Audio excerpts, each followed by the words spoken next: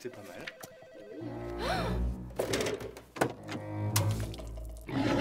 Hyundai Le Canet, partenaire officiel de l'équipe des Sharks.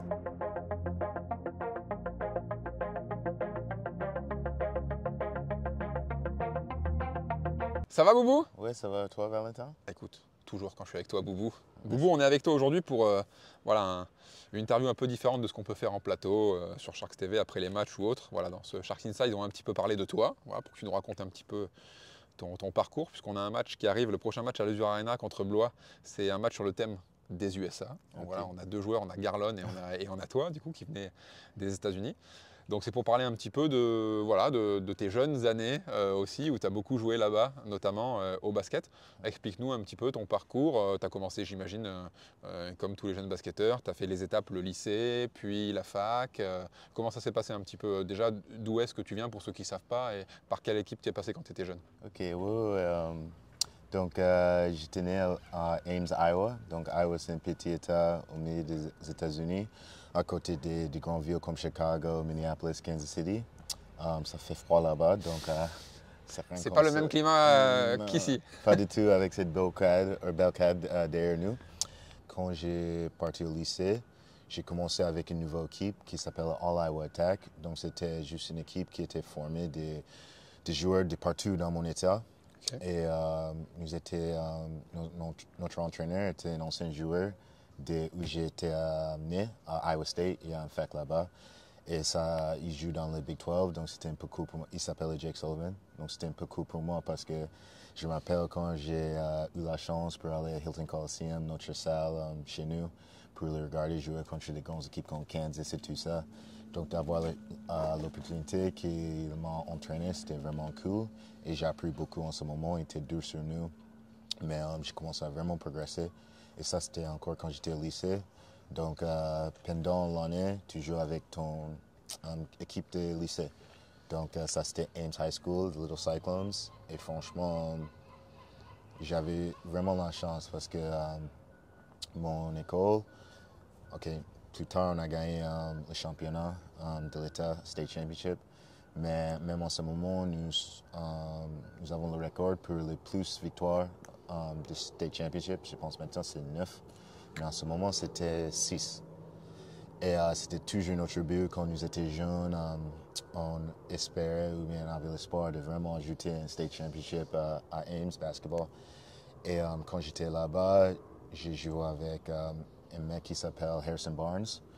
Et franchement, maintenant il est dans la NBA, il est drafté. Qui joue là aux Spurs avec Victor Wembanyama maintenant et qui a été champion NBA avec les Warriors aussi, Harrison Barnes, qui est un gros joueur de NBA. Ouais. Exactement ça. Donc, c'est pas tout le temps que, comme je t'avais dit, c'est une petite ville, c'est un petit État qui est un joueur de ce niveau.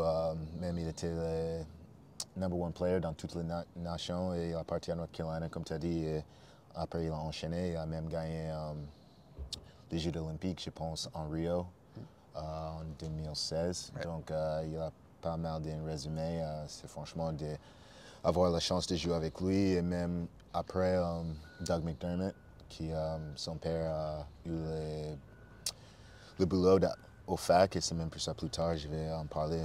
En vrai, c'est comme ça que j'ai passé à Iowa State University parce que j'avais cette relation avec eux et parce qu'ils voyaient son fils jouer. Ça permettait de me voir jouer aussi et me donner la chance. Mais donc, c'est pas tout le temps que tu vois qu'on a deux joueurs de NBA de notre petite ville, notre petit État. Donc, franchement, mon expérience au lycée était vraiment incroyable. On a gagné mon dernière année. Nous étions invaincus 26-0. Donc, quitter le lycée avec cette victoire d'être state champion, c'est un souvenir qu'on se rappelle, on se parle toujours, et même de faire ça avec mes potes que nous avons grandi avec, nous avons joué depuis que nous étions jeunes, c'était vraiment spécial pour nous. Et donc, après le lycée, comment ça se passe? Tu es allé du coup dans une fac où là on connaît un peu les NCAA, il y a plusieurs divisions en NCAA, c'est ça? Et là tu as fait ton cursus aussi complet en université? J'ai eu la chance, comme je t'avais dit, avec le fait que Greg McDermott, le père de Doug, était l'entraîneur à Iowa State University, dans la même ville que j'étais né. Donc j'étais fan toute ma vie. Et ils m'ont donné l'opportunité de passer là-bas. Donc j'avais vraiment hâte. Et comme tu as dit, ça c'est en première division, Division 1. Et comme tu as dit, il y a plusieurs divisions, Division 1, Division 2, Division 3. Et jusqu'en bas, il y a NAIA. Mais toutes les divisions sont assez compétitives. Ouais, il y a du niveau partout aux États-Unis. Oui, parce que c'est vraiment compliqué. Je pense qu'il y a seulement 300 écoles qui sont en Division 1 avec 10 à 12 places. Donc, ça ne fait pas qu'il y a beaucoup. Donc, tu vas trouver pas mal de joueurs, même en Division 2, 3, qui sont assez forts, ou bien parfois, peut-être qu'ils n'étaient pas vraiment recrutés comme ça arrive.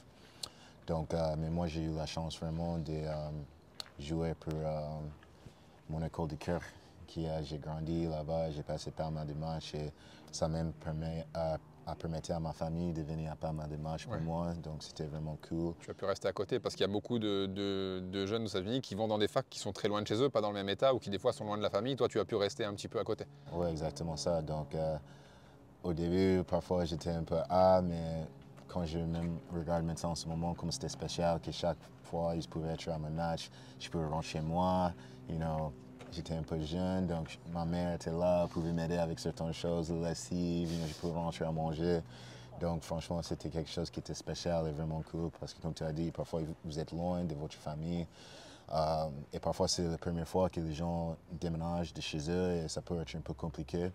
Donc d'avoir le soutien de ma famille jusqu'à côté, ça a vraiment fait la différence. Et aussi la conférence, comme tu as dit, c'est vraiment fort. On joue contre Kansas, Texas, Oklahoma, donc ils ont des bons écoles et des grandes équipes. Et Big 12, c'est une des meilleures conférences dans toutes les États-Unis.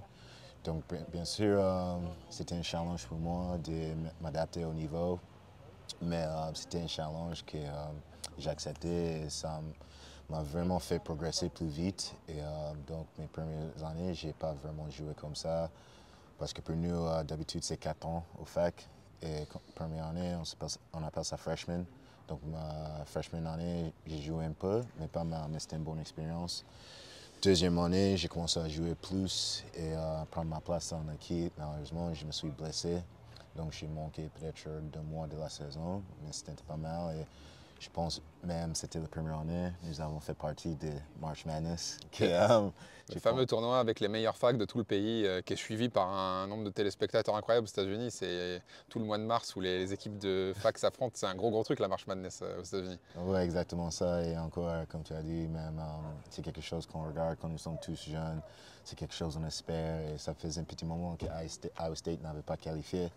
Donc de faire partie de ce tournoi, c'est des souvenirs que franchement, j'ai gardé ce jour parce que vraiment c'est la folie. Et, comme tu as dit, tout le monde regarde et même pour ça, on appelle ça de madness. Il y a des upsets chaque année, donc ça fait que c'est vraiment intéressant. Tout le monde fait les braquettes. Ouais, c'est ça, rempli de petits braquettes et tout ça. Donc c'est vraiment amusant et il y a vraiment d'attention qui vient avec ça, qui fait que c'est un tournoi incroyable.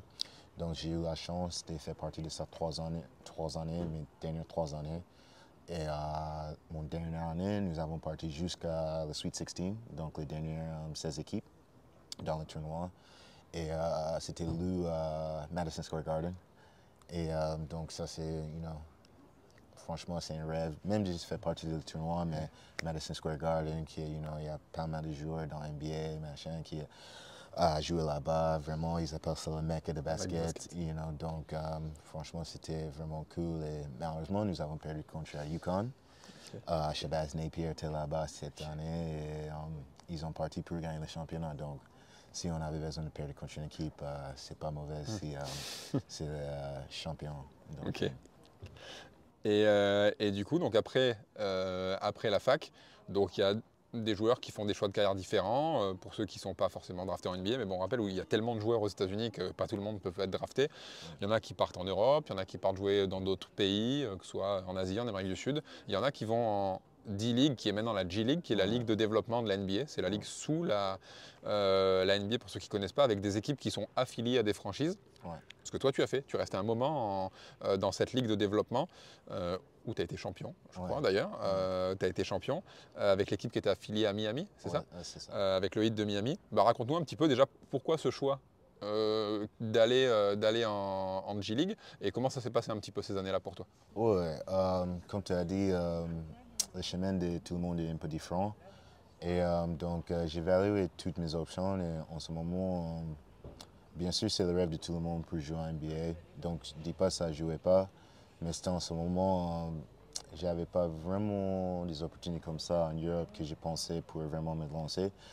Encore tout le monde commence à des autres niveaux, donc ce n'était pas comme je ne voulais pas partir, m'éprouver en Europe. Je comprends comment ça s'est passé. Mais avec l'opportunité qui m'est présentée pour commencer en D-League et j'étais encore assez jeune, je me suis dit peut-être que c'était le meilleur chemin pour moi. Et comme tu as dit, chacun a leur propre chemin, ils ont besoin de faire leur propre choix. Donc en vrai, j'ai commencé avec l'affiliate des Dallas Mavericks en Texas. Et après 2-3 mois, j'étais libéré. Et c'était en ce moment que j'ai parti en Sioux Falls, South Dakota. Mais comme tu as dit, c'est affilié avec Miami. Et souvent, les gens me demandaient comment c'était. Je dis, ouais, c'était bien d'être dans la franchise Miami, mais comme je t'avais dit, l'équipe est basée en South Dakota. Donc ça n'a rien à voir avec C'était pas la Floride et... Non, c'était pas cette beau T'avais pas les vues comme ça. Non, pas du tout. Neige, tout ça, froid. Mais moi, je viens d'Iowa, donc j'étais un peu habitué. Et en même temps, Miami est connu pour son développement. Donc d'avoir un endroit comme ça vraiment nous avons permis de vraiment juste concentrer sur le basket. Et franchement, j'ai eu la chance parce que, comme je viens de te dire, Miami est une franchise qui vraiment est connue pour le développement. Même sur l'équipe Miami, il y a pas mal de joueurs qui ont commencé en G-League, qui ont fait partie de l'équipe, qui les avaient aidés quand ils ont fait plusieurs des runs au NBA Finals récemment. Et ils sont connus vraiment juste développer les joueurs, donner chaque joueur une chance. C'est pas important si tu commences en G-League, si tu es drafté ou pas, tu as la chance, si tu travailles.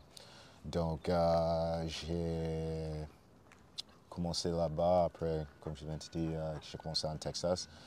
Et je pense que c'était mon deuxième année, en 2016. On a eu la chance de gagner le final et à ce jour, je pense, nous avons le record pour le meilleur record dans toute la saison. On a gagné 42 matchs, 8 défaites sur 50. Et then, comme tu sais, après, on a gagné le championnat. Et c'était vraiment une belle expérience. Donc on comprend du coup que tu as fait le choix, c'est sûr qu'en termes de G-League, tu es un peu plus proche de la NBA, donc pour des opportunités, c'est un peu, entre guillemets, j'imagine que ça doit être un peu plus facile. Ouais. Et quand tu es arrivé là, donc comme tu dis, tu as fait une année au Danemark, après tu arrives à Évreux, ouais. Et du coup après tu viens chez nous. C'est vrai que c'est compliqué, j'imagine, pour des joueurs étrangers de venir en Europe, et voilà, surtout dans les endroits où il y a des joueurs qui changent peut-être chaque année de club ou de pays, donc c'est pas évident. Toi, ce qui fait quand même la différence depuis que tu es arrivé chez nous par rapport à beaucoup d'étrangers, c'est que tu parles français aussi. Donc c'est sûr que pour l'intégration, et même nous on voit par rapport au public, que ce soit à nos partenaires, etc., nous c'est vrai que tout le monde t'adore ici. C'est vrai que tout le monde dit boubou, mais parce que c'est aussi plus facile d'échanger avec toi vu que tu parles français. Comment voilà, ça s'est fait ton intégration chez nous? Donc j'imagine que c'est pas forcément, là on est au mois de février, mais c'est pas forcément une vue ou un climat que tu avais donc aux États-Unis dans ton état à toi. Voilà, bah déjà, qu'est-ce que tu peux nous dire sur ton intégration ici et comment toi tu ressens justement ce lien avec les gens ici? Oui, comme tu as dit, donc c'est la première fois que j'étais dans un pays que je pouvais au moins parler la langue un peu au début, mais je continue à progresser. Donc bien sûr, c'est même un des challenges quand tu pars à notre pays de vraiment t'intégrer à la culture. Et parfois c'est dur pour certains joueurs, machin, mais d'avoir la chance d'être ici en France, dès que j'ai arrivé, j'avoue, je me sentais à l'aise. Parce que quand je pars au supermarché, quand j'ai besoin de faire des courses, c'était beaucoup plus facile pour moi de communiquer avec les gens, ou bien quand j'avais besoin de choses. Donc ça m'a aidé. Et comme tu as dit, mais comme j'étais même à Évreux, je suis un peu d'Antibes, mais pas trop. Donc quand j'étais approché avec l'opportunité de passer ici et même le club, j'ai commencé à apprendre plus de l'histoire, mais je savais encore un peu plus, un grand club comme Antibes, un bel cadre comme ça, le Côte d'Azur. Les opportunités comme ça ne viennent pas tout le temps dans la vie. Donc c'était quelque chose qui j'étais vraiment excité, même surtout pour le projet, d'essayer monter en pro. Je sais que c'est quelque chose qui se travaille sur pour un moment, mais même encore quand tu parles les gens, la ville, la salle, tout qui est en place. C'était quelque chose qui m'a vraiment excité. Depuis que j'ai arrivé ici, j'ai ressenti une fierté pour porter les couleurs. C'est quelque chose que j'essaie à montrer chaque fois que j'ai la chance pour jouer pour cette ville, pour les gens. Et je pense avec cette fierté, cette appréciation, c'est quelque chose que les gens remarqué assez tôt en moi. Et ils m'ont vraiment accueilli avec des bras ouverts. Et ça faisait que depuis que j'étais là, je ressentais comme vraiment une famille ici. Et tout le temps, quand on parle de basket, ou bien même de s'intégrer dans un autre pays, quand tu te sens à l'aise, quand tu te sens bien sûr, ça t'aide mentalement à ressentir mieux sur le terrain, tout ça. Donc, comme ils m'ont tous accueilli, comme ils ont tous, quand j'ai la chance de parler avec eux, et ça faisait que je ressentais tout de suite chez moi. Et le fait encore de parler français, j'avoue, et ça m'a aidé à progresser, bien sûr. Mais ça fait plaisir quand ils me disent, like, franchement, tu parles français, bien, tout ça, parce que pour moi, c'est un de mes complémentaires que ça me fait plaisir plus, parce que français, c'est pas facile. Et justement, alors pour ceux qui ne savent pas, parce que c'est vrai que tu parles très très bien français, alors tu nous envoies toujours 2-3 un peu mais au milieu, mais parce qu'on sait, c'est les Américains, vous dites ça. Mais du coup, alors pour ceux qui ne sauraient peut-être pas, du coup, d'où tu as appris à parler bien français comme ça? Du coup, ça te vient d'où ça? Donc, même si j'étais né aux États-Unis, ma famille vient de l'Afrique de l'Ouest, Burkinabé, Burkina Faso. C'est ça, tu as un double passeport en fait. Tu as un passeport américain, un passeport burkinabé. Oui, exactement ça, et c'est francophone là-bas. Donc, à la maison, ils se parlaient français souvent. Okay. Mais comme même moi, j'étais le seul enfant qui était né aux États-Unis, je ne dis pas ça ne serait pas bien d'être capable de parler français ou quelque chose qui allait m'aider, mais souvent, ils se parlaient français et je répondais en anglais. Okay. Donc, j'avais déjà une base depuis que j'étais jeune. En vrai, comme je viens de dire, bien sûr, j'ai appris l'anglais, mais en vrai, français, c'est la langue que ma mère et mon père, ils me parlaient plus quand j'étais jeune. Ouais, tu l'as toujours entendu. Ouais, c'est ça. Donc, ça m'a vraiment aidé. Comme tout le monde sait, quand tu es jeune, si tu apprends une langue, c'est beaucoup plus facile que plus tard. Donc, j'avais toujours cette base. Et c'est même plus ça, c'est un peu drôle. Quand j'ai su que j'allais aller en France, ils ont dit si j'aurais parlé à la maison, j'aurais être plus capable de parler quand j'arrive en France. Donc, c'était un peu comme tu vois, parce que je ne dis pas encore, je pensais que je n'aurais jamais avoir besoin. Mais c'était beaucoup plus facile pour moi de répondre en anglais. En même temps, je ne savais pas que mon chemin allait m'amener ici, en Europe ou même encore en Antibes, qui est une ville que j'ai vraiment la chance. Donc, c'est plutôt ça qui m'a donné la base. Et maintenant, c'est presque 3 années que j'ai passé ici en France et ça m'a aidé vraiment à progresser, devenir plus confortable avec la langue. Et bon, voilà, et je continue à progresser, même si parfois c'est dur pour moi parce que je continue à penser en anglais et j'ai toujours besoin de traduire ce que je veux dire en anglais et en français. Et tout le monde sait, c'est pas tout pareil. Donc parfois encore, j'ai fait des bêtises, mais je me débrouille pas mal. Donc je suis content, je suis fier. Donc voilà. Oh, c'est du gros niveau, franchement, tu y arrives très bien. Et là, le prochain match à domicile, donc ce sera le gros match. Les Sharks contre Blois. Match USA, donc là vous venez soit avec les jerseys, bon, des Sharks bien sûr déjà pour commencer, hein, mais là du coup les Spurs, qui voulait Iowa State, il y en a qui ont les jerseys de l'université ou quoi pour Boubou, vous venez avec tous les jerseys possibles, la NFL, tout, la soirée américaine, il y aura plein d'animations, il y aura des maillots à gagner, on vous mettra tout ça. Merci Boubou en tout cas, et là on y croit pour la deuxième partie de saison. De rien, avec plaisir, et ouais c'est sûr, on va aller au fond et jouer jusqu'au bout. Donc ouais, merci à tous. Les Sharks Antibes et on va donner tout pour vous. Hein. Merci Boubou et à bientôt sur Sharks TV. Go Sharks! Allez.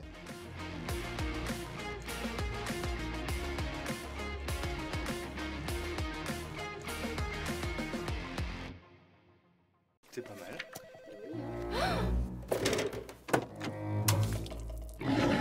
Hyundai Le Canet, partenaire officiel de l'équipe des Sharks.